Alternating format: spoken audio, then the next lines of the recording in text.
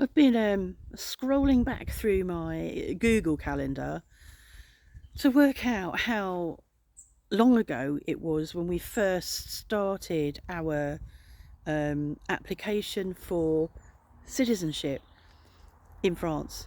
And I'm disappointed to note that I only have 3 dates of, of our whole journey, and it just doesn't represent it at all.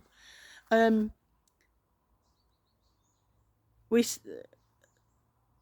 we started the journey, I think we started the journey in 2016. Um, and I have this memory of standing by the printer in Leclerc, the photocopier in Leclerc, because we didn't have a photocopier back then, um, photocopying documents and shoving them into our individual envelopes because your dossiers have to go in separately. And I have this image in my head of we'd been to the tax office to pick up a P237A or something, which is a statement of your financial situation with the tax office. We'd been and picked that up, and it was the final piece of paper that needed to go in the dossiers. 2 dossiers. I'm not really feeling well then. This is the beginning of me getting polymyalgia rheumatica. So there's many occasions where I wasn't really well. I'm not well on this occasion. I remember it. I'm exhausted. I'm exhausted with the whole process, and we're shoving paper in envelopes. And when I think about it, the mess that would have arrived at when it arrived in Niort, the mess that they would have found, they would have been horrified. So that was our first submission, and then there was a gap because I was ill, my mum died, lots of stuff went on. I wasn't well enough to. It got rejected. Within a few weeks they were back saying incomplete. I misread it and decided that it said that your dossier was a mess, and I felt really bad because it was a mess. But I think I mistranslated. I can't remember what they said now, but it wasn't the correct translation. But yeah, I felt really bad, but never well enough really to get back onto it. There's so much paperwork, so many certificates, so many requirements. So when it came back with a whole list of requirements that I don't think we'd had access to that list beforehand. So that was daunting because both dossiers were me doing them. I'm the one that does the paperwork, so it's me doing them. So there's all his paperwork, there's all my paperwork. And I can remember times on the table when the table had piles of paper on it, making sure that there was a duplicate of that and that going into separate dossiers. So that back and forth thing went on for a while. So I picked it back up again in probably at the end of 2017. I don't remember. I've not got it written down. What I had probably written down, it was written in my Filofax. And of course, I haven't got those entries or access to those entries all those years ago. I probably have if I went and searched and found that I'd kept the Filofax for that year and that year and that year, but I haven't. I'm not looking. So anyway, we started the process again, and eventually it became more manageable because I knew what I was doing. It became clearer to me what I was doing. I was in a group on Facebook that it was really useful, really helpful, and I've got written here on the 29th of April 2018 was the 4th submission, and I haven't got anything after that. So I'm assuming that was the 4th and last submission of both dossiers. And then there was a 14-month gap. So that is, you're like hanging, waiting for something, waiting to be invited for an interview. And the wait just feels so long. And I think during that time, Brexit started to rear its ugly head. People sort of said, "Oh, you only did it because of Brexit," but we'd applied way before that. Brexit came along during our journey, and I was quite relieved that I was already in the system, waiting for an interview, a dossier submitted and completed. We were also lucky back then in that anybody over 60 didn't have to sit a written exam. That would have really scuppered me. It would have scuppered Mark as well. But you didn't have to sit a written exam. And nowadays, whatever age you are, you have to be able to do an exam to show that your level of French is. I'm not going to say what level because the levels changed as well, and I'm not sure. But at that time, when we applied, we had to, our way of showing our level of French was during an interview, and then that would have been how they would decide whether we were, our French was good enough.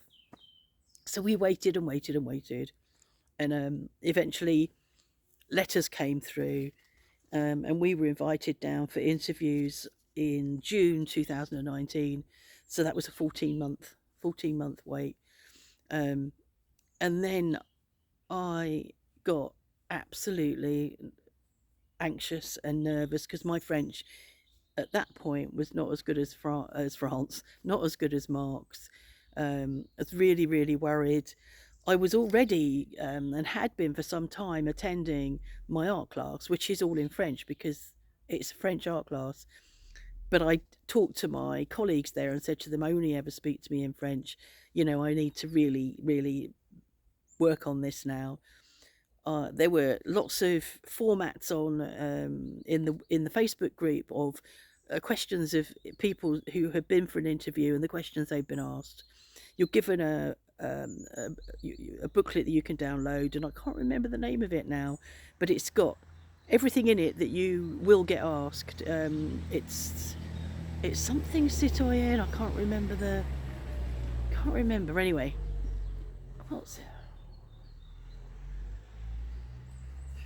And so you have that, and you read that, and you have to know that, and I'm not good at learning, and there's lots of dates in there of this and kings and not kings and presidents and history, lots of history. I'm not good at history. There's a lot of that, lots of learning. And later on, as we came up to the interview date, I had a fake interview with Etienne, who is he's retired now, but he was a conteur, a storyteller, and I've always understood Etienne really well. He enunciates his words well, and so I have a lot of faith in him. And he's a friend, and he's married to Cleo, who is a professor in art. He's all, they're friends of ours.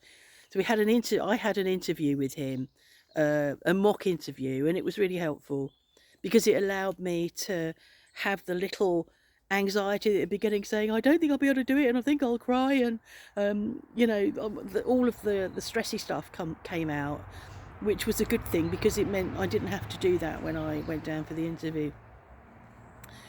So we travelled down the day before because our interview was at 10 o'clock in the morning, and Neil's about an hour and a half away, and I wouldn't want to be travelling at that time of day with an interview looming, and not be sure to get there punctually. So we travelled down the day before and stayed nearby in a hotel.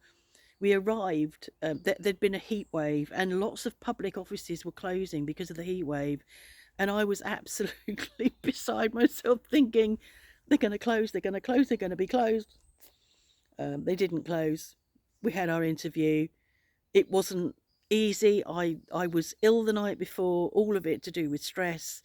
So whenever I'm stressed, I get sick, and ill the night before, dosed up to the gunnels with tablets to help me, and Mark went in first, and she was lovely, the interviewer. She said, see, I'm not scary, she said to me when she came out to fetch us. Took Mark in first, came out and got me. Somehow we got through the interview. I spat water over her at the end because she cracked a joke, and it was fine. I felt much more comfortable as we came away. And then you've got the next bit, which is the wait to see whether you are going to be put forward, or whether you've been offered citizenship. And that, again, is another long wait. During that long wait, after a few months, I started to look at the Journal Officiel, which on a, I can't remember whether it was a Friday, on a Friday. It's published every day, or mostly published every day, but on a Friday they publish all those that have been granted citizenship. So I would look at that, way before I needed to, but it was just like it became a thing, checking to see if your name's in the journal, um, in the JO as we called it, and just kept checking it and checking it. Now, um, sometime in September 2020, so our interview was in June 2019, so June, July, August, September, so 15 months from interview, is that right? 15 months from interview, I was sitting there one morning looking through the JO one Friday morning. Mark was still in bed, and his name was there. Yeah, my name wasn't there. Like, it's in my maiden name, and I knew that. I knew I needed to look for my maiden name, but my first knee jerk thing was, well, where's my name? It's in your maiden name, and we were both on there, and it was like, yes. It was such a relief because we're looking at 2020 now, and I think Brexit had been voted for. It was agreed that the UK were leaving Europe, and it hadn't been completely finalised, but it wasn't far off. So this was such a relief. And I've got here another date that in October 2020, so 5 years ago this month, we went and picked up our French passports and our carte d'identité, I can't say it. Anyway, pick those up, and it's it was such a relief, and it's also quite relieving when things start to go tits up to know that we're fine, we've got passports, we're here. It starts to become worrying when Marine Le Pen, is that, yeah, her, when her head starts to come up above the parapet, that becomes a bit worrying, because it wouldn't be beyond the realms of possibility that she could retrospectively decide to kick out immigrants.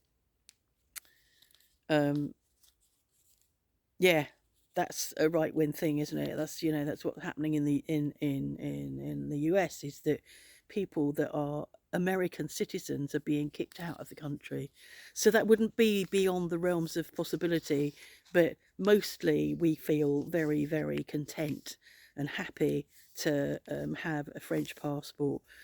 We have dual citizenship, so we also have English passports. So that was our journey, and I'm so pleased we did it then, because if I had to do it now, I wouldn't be able to do it. There's no way I'd be able to pass an exam. I just couldn't. I was never very good at exams, so I wouldn't be able to pass an exam. Yeah, it was a good thing. And I just want to say at the end is that, people come along and talk about expat. I'm not an expat. I'm an immigrant. I emigrated to this country. I am an economic immigrant. I chose to live in this country because for us, on our income, it was more affordable than the way we were living in the UK. So that's why we chose, well, that's one of the reasons we chose here. We chose France because we've always loved France, but I'm an economic migrant, not an expat, and I think it's important to define that.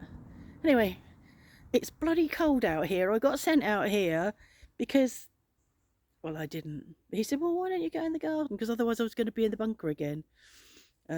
Okay, so that's our journey. Thanks for watching. See you another time.